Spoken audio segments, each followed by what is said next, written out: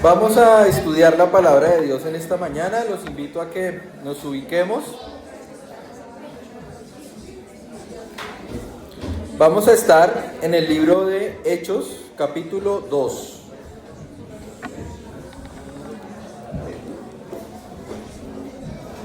Mis hermanos, los que están atrás, los invito. Vamos a orar para empezar. Amado Dios y Padre Santo, a ti te damos gracias por tu palabra, te damos gracias por la bendición que es poder compartirla, poder estudiarla y poder, Señor, por medio de tu sabiduría y por medio de tu poder, obedecerla, Señor. Rogamos que este tiempo sea de bendición para nosotros, Señor. Ayúdanos a animarnos a ponerla por obra pronto. Tuya sea la gloria, nuestro buen Dios. Amén. Bueno, mis hermanos, los invito a que nos ubiquemos en el libro de Hechos, capítulo 2. En Hechos 2 tenemos el discurso de Pedro, el primer discurso de Pedro luego de que el Espíritu Santo vino sobre los apóstoles. Lo que en ese momento había sido ese remanente que había quedado después de la partida del Señor Jesús. Quedaron los apóstoles y ellos recibieron en ese día el Espíritu Santo. Antes de comenzar, quiero darles un contexto de lo que estaba sucediendo. Primero, en Hechos 2 nos narra cómo los apóstoles habían quedado, ¿cierto?, solos después de que el Señor Jesús los había dejado, y habían pasado 50 días después de ese momento. 50 días que habían quedado los apóstoles. Pentecostés es una palabra griega que significa quincuagésimo y era una festividad judía. Tenía dos componentes importantes.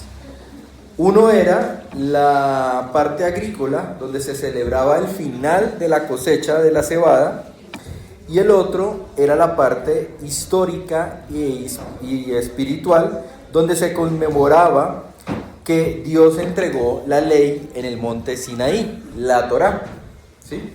Entonces, por causa ya sea de la fiesta espiritual o por causa de el recibir los primeros frutos de la cebada, había mucha gente en Jerusalén, ¿sí?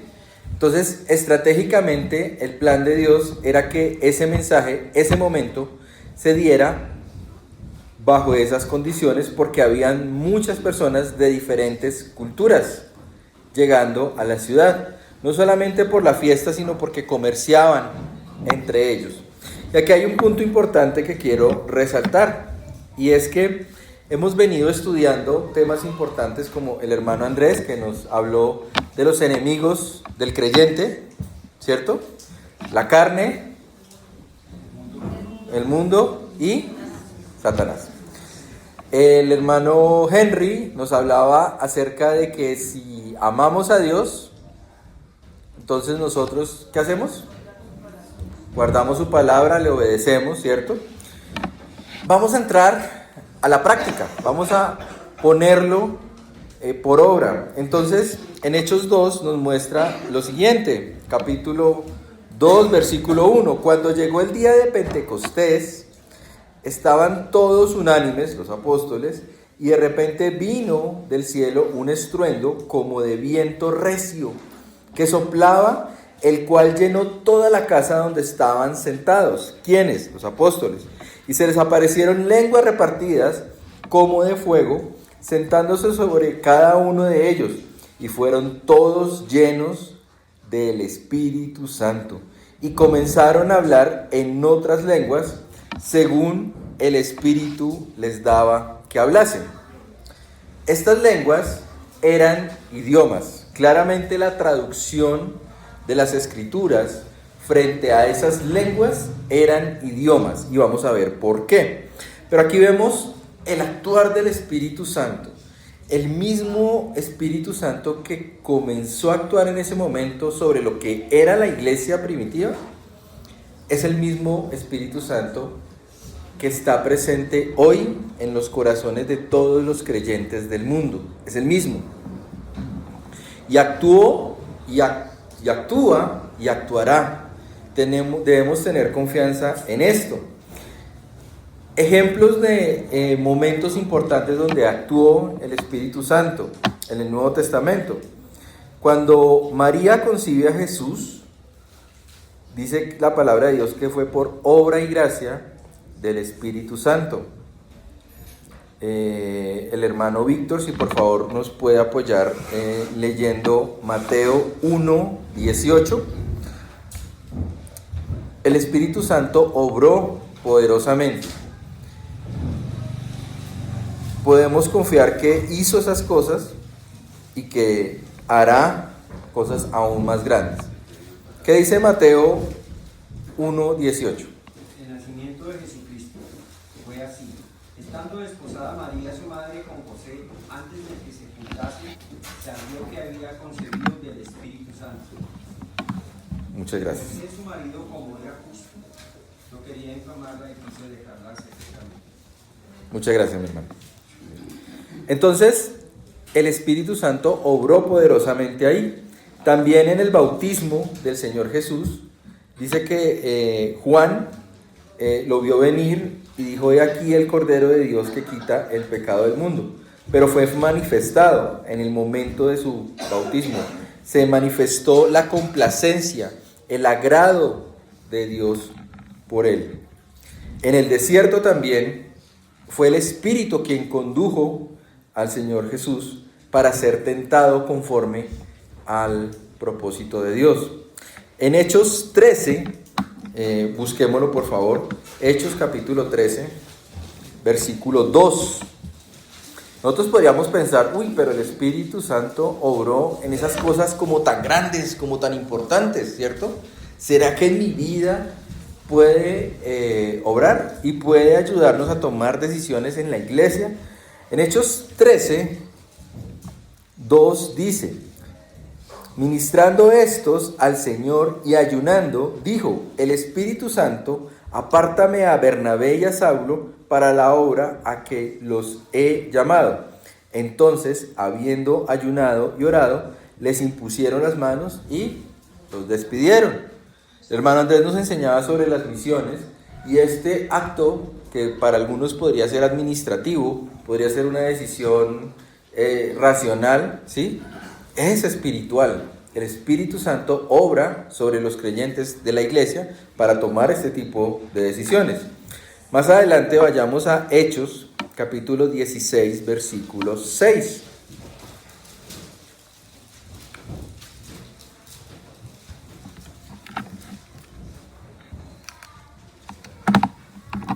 Y dice la palabra de Dios: y atravesando Frigia y la provincia de Galacia, les fue prohibido por el Espíritu Santo hablar palabra en Asia. Y cuando llegaron a Misia, intentaron ir a Bitinia, pero el Espíritu, ¿qué hizo? No se los permitió. Entonces el Espíritu Santo obra sobre la iglesia. Entonces, obra desde la planeación. Miren que puede obrar en la planeación, ¿cierto? Obra en la ejecución, ¿sí? Y también en continuidad, en sostenimiento de la iglesia. Algo que usan, una palabra que usan hoy mucho, en hacer sostenible la iglesia de Dios. ¿Cómo? Entonces, por ejemplo, Pablo enseña en 1 Corintios 6:19, ¿cierto? Dice la palabra de Dios: ¿o ignoráis que vuestro cuerpo es templo del Espíritu Santo, el cual está en vosotros, el cual tenéis de Dios, y que no sois vuestros? ¿Sí? Dios dejó la presencia de Él, real, tangible, la podemos sentir cada día en nosotros. También para preservar la iglesia, en Efesios capítulo 1, versículo 12, dice la palabra de Dios: a fin de que seamos para alabanza de su gloria, nosotros que primeramente esperábamos en Cristo, en Él también vosotros, habiendo oído la palabra de verdad, el evangelio de vuestra salvación, y habiendo creído en Él, fuiste sellados con el Espíritu Santo de la promesa, que es las arras de nuestra herencia, hasta la redención de la posesión, adquirida para alabanza de su gloria. Entonces, para sostenimiento de la iglesia, ¿sí? Para tener esa seguridad, esa certeza. Es más, este actuar de el Espíritu Santo, vemos que lo ha hecho particularmente y generalmente para tomar decisiones a nivel de iglesia, cuando encomendaron, cuando decidían compartir la palabra o no en un lugar, y también personalmente en nosotros. Esa presencia del Espíritu Santo nos da la seguridad, la certeza, ¿sí? De que somos verdaderamente hijos de Dios. Para edificación de la iglesia, conocemos que están los dones espirituales, ¿cierto? ¿Sí? Que si hay fe en la iglesia, que si hay sabiduría, que si hay enseñanza, ¿sí? En la iglesia, eso es el actuar del Espíritu Santo en cada uno de los creyentes. Y como resultado de eso, tenemos también frutos de ese actuar del Espíritu Santo. En Gálatas 5:22, que lo conocemos mucho, dice la palabra de Dios: mas el fruto del Espíritu es amor, gozo, paz, paciencia, benignidad, bondad, fe. Versículo 23, mansedumbre, templanza. Contra tales cosas no hay ley, ¿sí? Entonces vemos que el Espíritu Santo, desde ese momento allá, en el momento de Pentecostés, cuando obró poderosamente sobre los apóstoles, que comenzaron a hablar en otras lenguas, en otros idiomas, ¿sí? Hizo que la iglesia diera sus primeros pasos, ¿sí? Que se formara. ¿Cómo se formó? Y algo importante a lo que nos lleva, o el resultado natural del actuar del Espíritu Santo, que es la proclamación del Evangelio. La proclamación del Evangelio, porque de esa manera el plan de Dios iba a comenzar a ejecutarse. El Señor Jesús dejó una misión por la cual hablamos mucho, de que debemos ir y llevar el Evangelio. Entonces, aquí es donde se comienza a hacer realidad. Volvamos a Hechos 2, por favor, al versículo 5. Ahí en ese momento moraban, dice la palabra de Dios, entonces en Jerusalén judíos, varones piadosos de todas las naciones bajo el cielo. Y hecho este estruendo, se juntó la multitud y estaban confusos, porque cada uno les oía hablar en su propia lengua. Si ven que esas lenguas eran idiomas, y estaban atónitos y maravillados, diciendo: mirad, ¿no son galileos todos estos que hablan? Y están hablando en las lenguas. Entonces, sí, inicialmente eran judíos, tal cual como dio el plan el Señor Jesús primeramente a los judíos, que habían viajado desde lejos y se habían para la fiesta de Pentecostés y estaban en Jerusalén. Tenían diferentes lenguas y estaban escuchando en ese momento a los apóstoles, ¿sí? Versículo 8. ¿Cómo pues les oímos nosotros hablar cada uno en nuestra lengua o idioma en la que hemos nacido?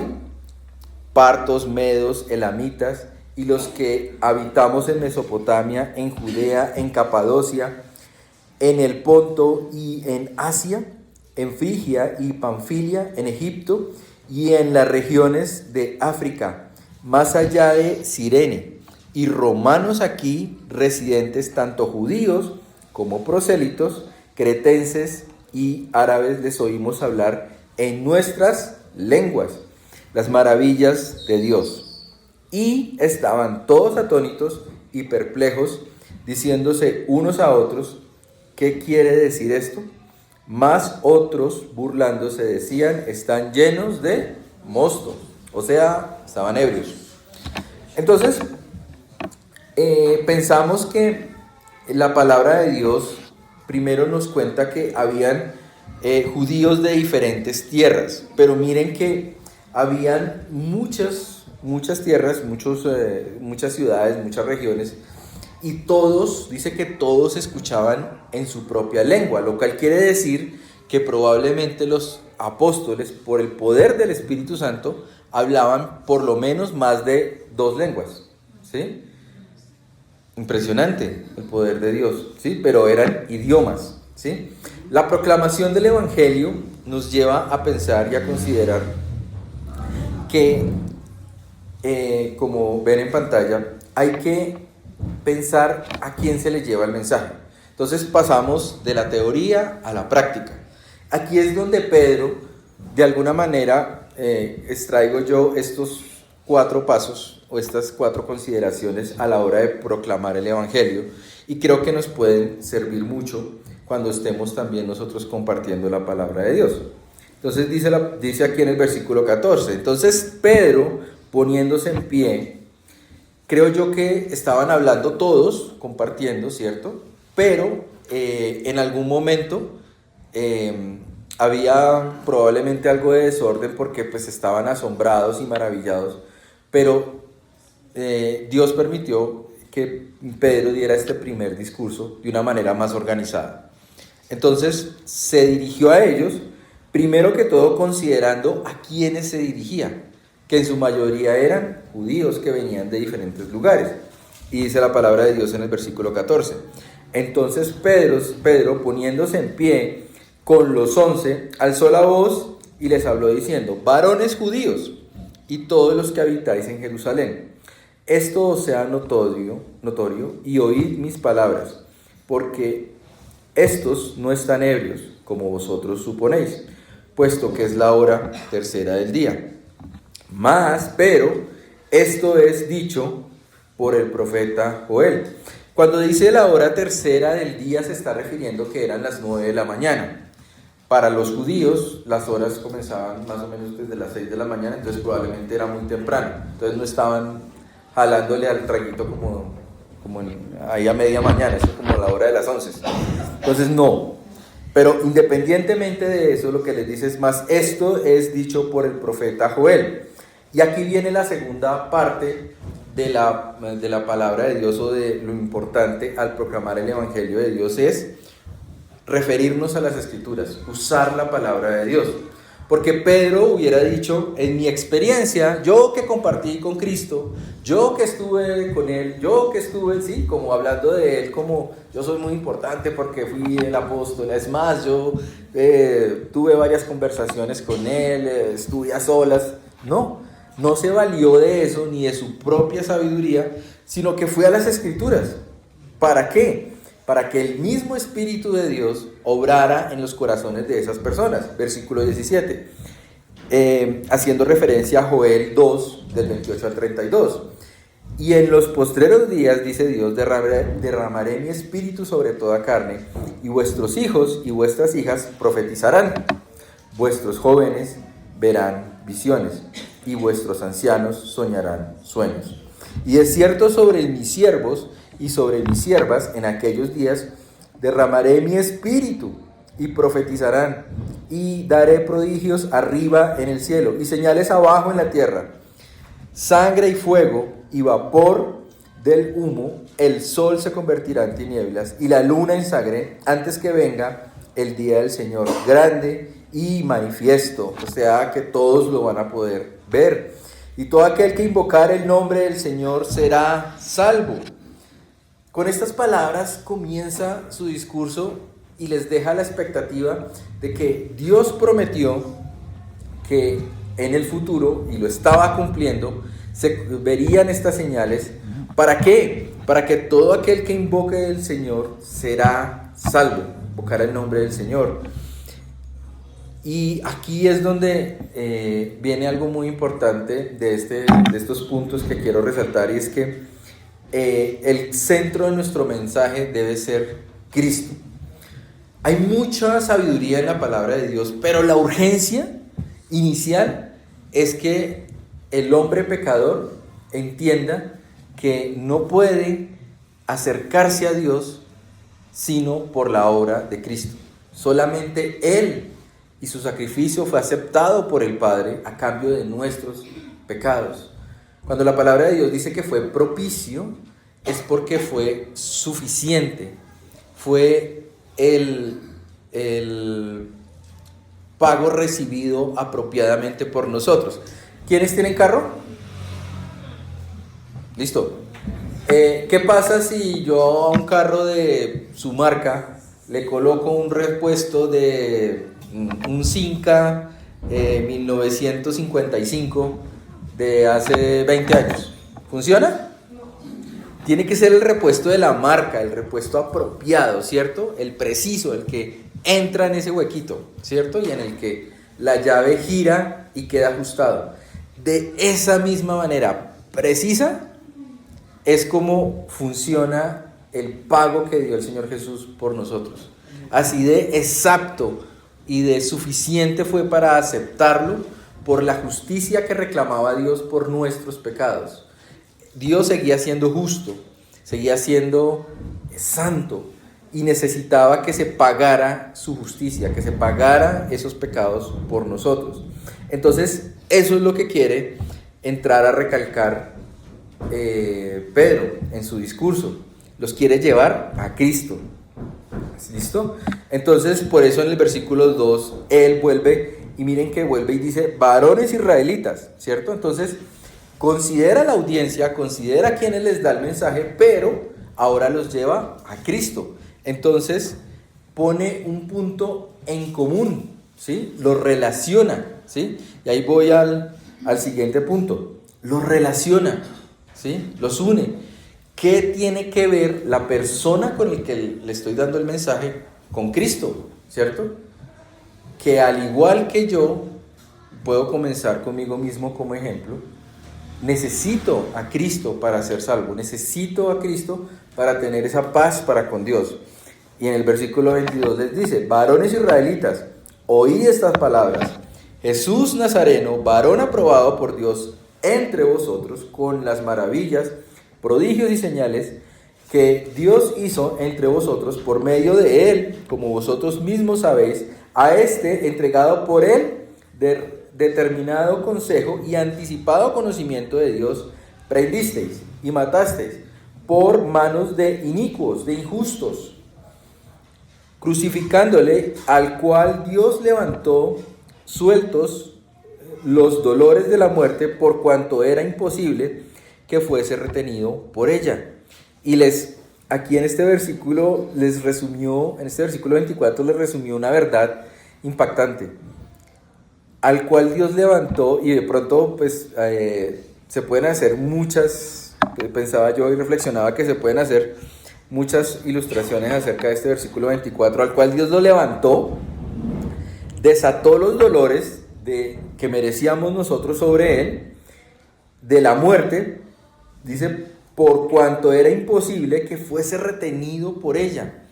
Entonces ahí salta la pregunta, ¿por qué? ¿Cierto? Porque él era santo, porque él no pecó. Por eso inicia diciendo varón aprobado por Dios. Tal vez para nosotros no es muy claro leerlo de esta manera, pero para los judíos, considerando quiénes eran, decir que alguien era aprobado por Dios era porque era un hombre santo, ¿sí? Entonces, por eso se los pone en esos términos, que la muerte no podía retenerlo. Y el versículo 25, y aquí les habla de algo que ellos tienen muy claro. Le dice, porque de David se dice de él, veía al Señor siempre delante de mí. Pero David, al igual que muchos hombres, murió, ¿sí? Y el Señor Jesús no. Quiero que vayamos un momento a Mateo 27, 24, sin perder Hechos. Y les voy a leer y vamos a ver también otro pasaje. Dice Mateo 27, 24. Viendo Pilato que nada lograba conversando con el Señor Jesús, sino que hacía más alboroto, toma agua, se levantó de las manos delante del pueblo diciendo, inocente soy de la sangre de este justo. él lo vio justo. Ya vosotros, y respondiendo todo el pueblo dijo, su sangre sea sobre nosotros y sobre nuestros hijos. Entonces le soltó a Barrabás y haciendo azotado a Jesús, le entregó para ser crucificado. Los judíos entendieron que ellos causaron el juicio sobre Jesús, ¿cierto? Sin embargo, aquí hay algo muy importante. A pesar de que Pedro les dice que ustedes lo prendieron, ¿sí?, y hicieron que fuera muerto a causa de injustos, ¿cierto?, pero que la muerte no le hizo nada, y que incluso los mismos judíos dijeron, su sangre sea sobre nosotros y sobre nuestros hijos. Eso quiere decir que los judíos fueron responsables de tomar la vida de Cristo en ese momento. No, ¿cierto? No, ¿por qué? Porque no estaba en manos de ellos, no era el poder de ellos, sino que precisamente con estas palabras y lo que implica el versículo 24, y nos lo amplía mucho mejor Juan 10:18, no lo busquen, yo se los leo, dice el Señor Jesús, nadie me quita la vida, sino que la doy libremente, tengo el derecho a darla y de recibirla de nuevo. Esto es lo que me ordenó el Padre, ¿sí? Versículo 19, nuevamente los judíos estaban de acuerdo entre ellos porque por lo que decía Jesús, la mayoría decía, tiene demonio y está loco, por lo que escuchan. Pero Pedro ahora sí tiene más sentido cuando él dice que varón aprobado por Dios y que ya había sido todo esto parte del plan de Dios, ¿sí? Fue el plan de Dios que él entregara su vida, fue el plan de Dios que él tuviera en ese momento el poder de entregar su vida y volverla a tomar. Entonces, los judíos nada podían hacer, más allá de decir que sea su sangre sobre nosotros y sobre nuestros hijos. Fue una forma de confirmar, ¿sí?, la decisión que estaban tomando de liberar a Barrabás y no a Jesús, pero todo era parte del plan de Dios. Volvamos por favor a Hechos y ahora al versículo 26, a Hechos 2. Entonces, nuevamente, Pedro, conociendo quién eran los judíos, entonces les dice en el versículo 25, porque David dice de él, veía al Señor siempre delante de mí. Versículo 26, por lo cual mi corazón se alegró y se gozó mi lengua, y aún mi carne descansará en esperanza, porque no dejarás mi alma en el Hades, ni permitirás que tu santo vea corrupción. Me hiciste conocer los caminos de la vida, me llenarás de gozo con tu presencia. Estas palabras están en el Salmo 16. Pero vemos que Pedro sigue usando la palabra de Dios para que el Espíritu Santo obre en los judíos y en todos los que estaban escuchando ese primer discurso. La palabra de Dios y el Espíritu Santo obrando sobre esas personas, no la sabiduría de Pedro. No Pedro diciendo que él fue al infierno, que volvió y escuchó las almas, no diciéndoles que a partir de ese momento ustedes judíos van a ser libres de la presión de Roma, no.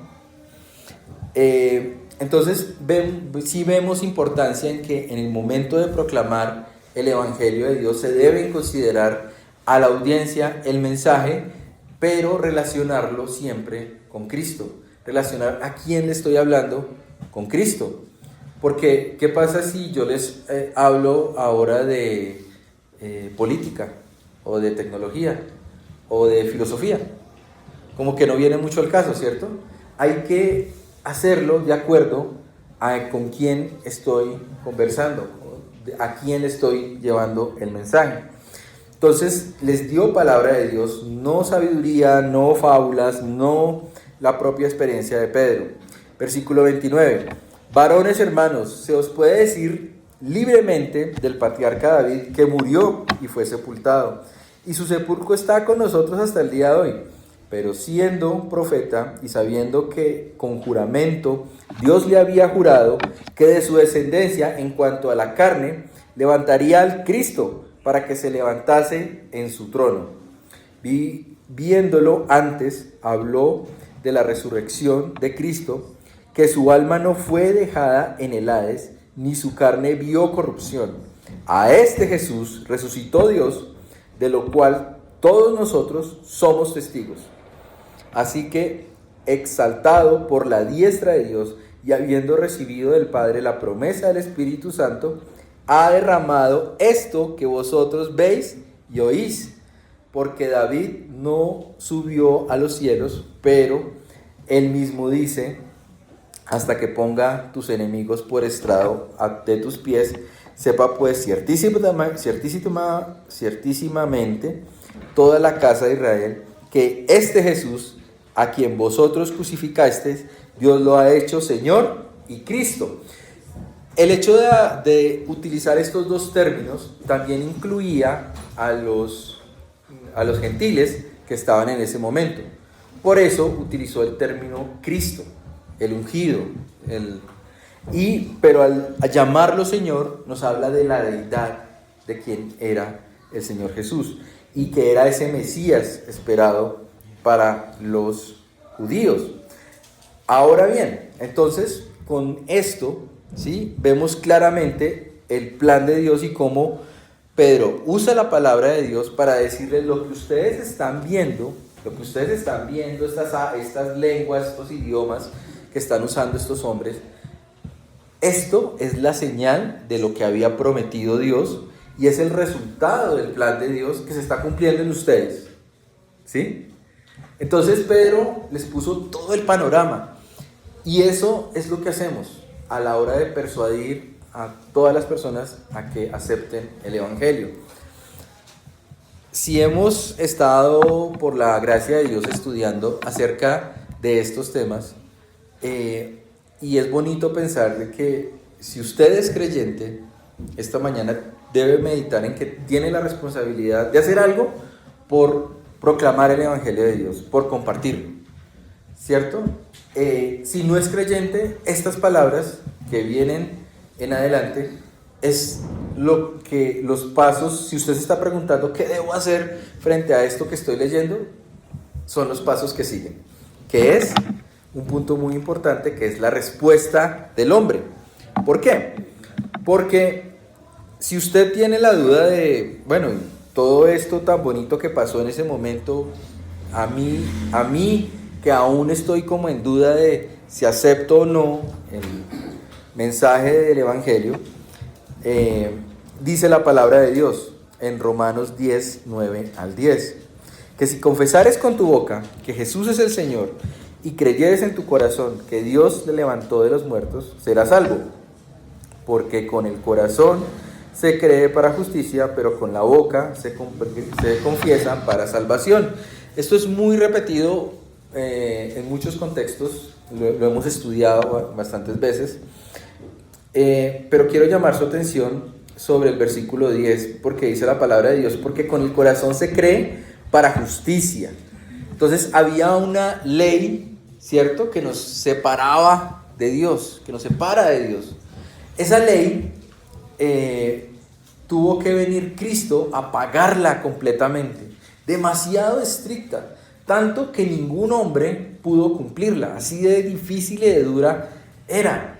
Entonces, por eso necesitamos creer con el corazón para que esa justicia, ¿sí?, nos permita acercarnos a Dios, ¿sí? Pero con la boca se confiesa para salvación. ¿Por qué? Porque usted tiene que reconocerlo, tiene que decirlo con su boca, que Jesús es el Señor. Si yo digo que Jesús es mi Señor, comienzo a obedecerlo como realmente es, ¿cierto? Si yo digo que soy hincha del Deportes Tolima y nunca les he hablado del Deportes Tolima, ustedes como que lo dudan, ¿cierto? Si yo digo que soy seguidor de Cristo, pero no hago nada en mi vida por tomar en cuenta las enseñanzas de Jesucristo, pues también como que, ¿cierto? Entonces, sí debe haber un cambio, una manifestación, que comienza con el reconocerlo con nuestra boca, ¿sí? Esto es urgente, como les decía el hermano Andrés, es importante. Nuestra vida puede estar hoy en sus últimos momentos. Vayamos y por favor búsquenlo a Isaías 55:6. Y vamos a ver cómo es de urgente esta decisión, cómo es de importante. En ese momento, el profeta Isaías, que habló mucho acerca de Cristo, del Mesías esperado para los judíos, en Isaías 55:6 dice la palabra de Dios: buscad a Jehová mientras puede ser hallado. ¿Hoy puede ser hallado? Amén. Gloria a Dios por eso. Alabadle, tanto que está cercano. El reino de Dios se ha acercado, ¿cierto? ¿Podemos alabar libremente a Dios? Amén, podemos hacerlo. Deje el impío su camino y el hombre inicuo, el injusto, otra vez el inicuo, el injusto, sus pensamientos, y vuélvase a Dios. No dice sus acciones, sus pensamientos, lo que hay en su corazón. Por eso debe ser una decisión tomada aquí adentro, ¿sí? No de acá con la cabeza, yo prometo bajar de peso, dejar de comer azúcar, ¿sí? No funciona así. Por eso era tan importante que el Espíritu Santo viniera en ese momento a morar sobre los creyentes, ¿sí? Desde ese momento, porque el hombre era incapaz de hacer todas esas cosas, ¿sí? Entonces, versículo 7, deje el impío su camino, el hombre inicuo sus pensamientos, vuélvase a Jehová, el cual tendrá misericordia, y al Dios nuestro, el cual será amplio en perdonar, porque mis pensamientos no son vuestros pensamientos, ni vuestros caminos, dijo Jehová. Entonces, mis hermanos y amigos, la palabra de Dios es clara en el llamado que hace a que usted proclame el Evangelio, considerando a quién le está dando el mensaje, relacionándolo con Cristo, relacionándolo con su obra. Adicionalmente, aquí en estas palabras de Isaías vemos cómo hay oportunidad. Estamos en el tiempo en que puede ser hallado, estamos en el tiempo que puede ser alabado, estamos en el momento en el que podemos dejar el camino del pecado y volvernos a Dios, dejar nuestros malos pensamientos, si es que hay en nuestro corazón la intención de hacer el mal. Apartémonos y volvámonos al Señor. Nos enseña esta palabra. Y ahora entonces volvamos por favor, para terminar, a Hechos 2.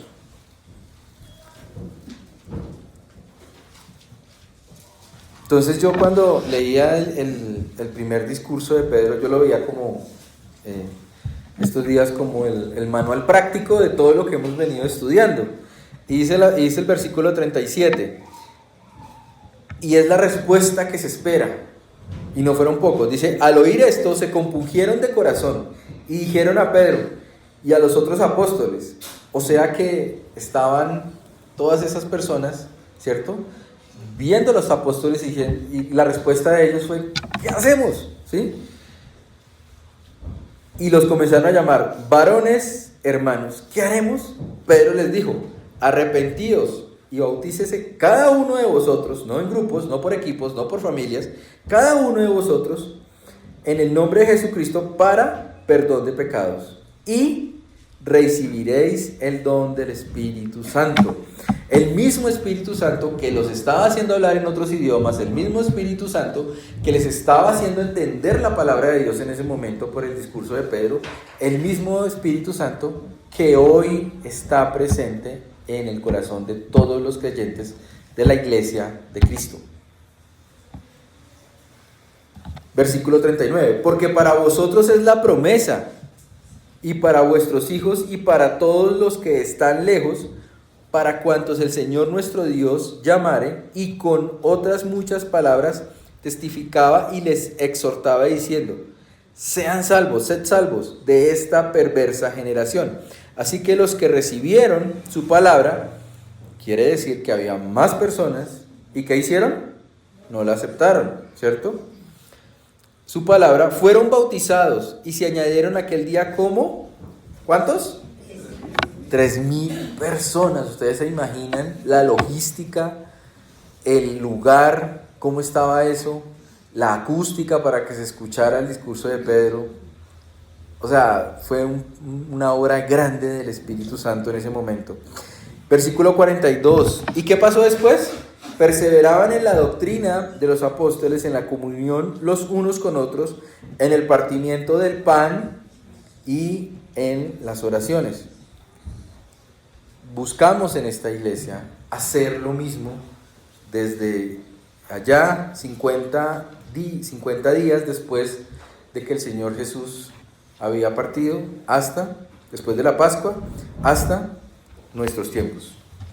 Buscamos obedecer al Señor y los invitamos a que si tiene dudas, acérquese y estudie la palabra de Dios para que pueda cumplir esos pasos, salir y proclamar la palabra de Dios, el evangelio de Dios, por medio de ese espíritu que estaba en los creyentes en ese momento y aún está actuando en su iglesia.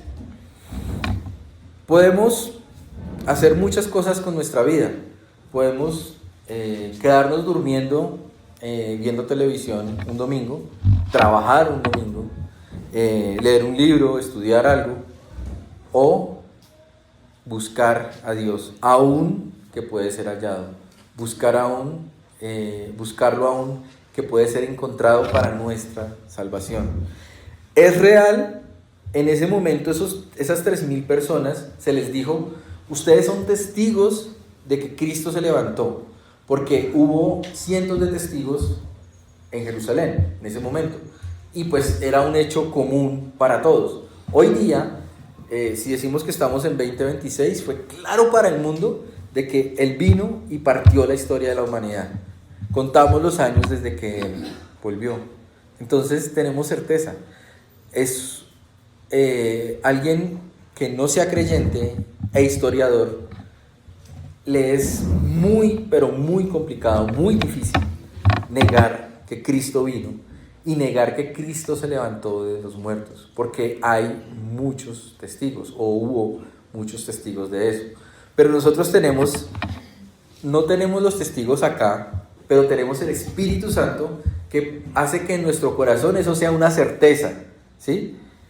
Como de que hoy es un día, a las 11 de la mañana, estamos acá en este día reunidos, sentados en estas sillas de este color. Así de real hace el Espíritu Santo que sea para nosotros. Por esa razón, un creyente debe pasar de estarse quietico y cómodo en su lugar a proclamar el Evangelio de Dios. Y si usted aún no es creyente y no ha tomado esta decisión, lo que debe pasar es que debe ir y preguntarse si todo esto que dice la palabra de Dios es cierto. Tengo que tomar una decisión. Pero la palabra de Dios es clara: si usted no lo acepta, se va a condenar para toda la eternidad. Oremos. Padre Santo y amado Dios de los cielos, te damos gracias por tu palabra y gracias porque el Espíritu Santo mora en el corazón de todos los creyentes de tu iglesia. Gracias porque eres tú quien eres la cabeza de nuestra iglesia, Señor. Buscamos ser dirigidos por ti, buscamos obedecerte y aquí estamos compartiendo del pan y de las oraciones miles de años después. Señor, anhelamos que más personas obedezcan al Evangelio, acepten por gracia esto que tú ofreces, Señor. Gracias por el don precioso de la fe, gracias por tenernos en una iglesia, Señor, donde podemos compartir esta fe que tú has puesto en nuestro corazón. La gloria sea para ti, nuestro buen Dios. En el nombre de Cristo Jesús. Amén. Muchas gracias, hermanos.